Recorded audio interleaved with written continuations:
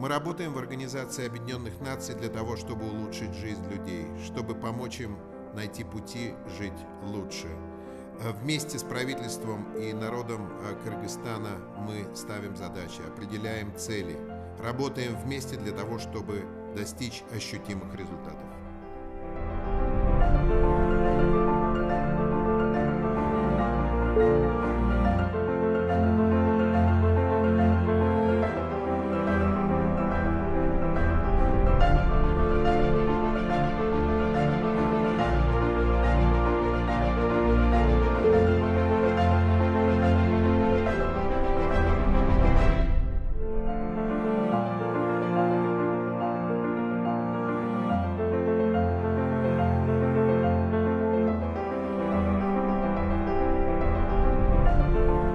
Несмотря на определенные достижения в реализации обязательств, предусмотренных в Декларации тысячелетия, остается немало проблем, решение которых необходимо ускорить.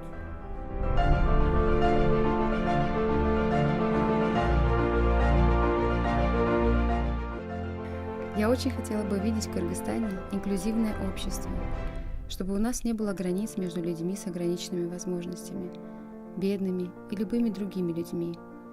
Инклюзивное общество – это моя мечта. Участница фокус-групп дискуссий по повестке развития после 2015 года.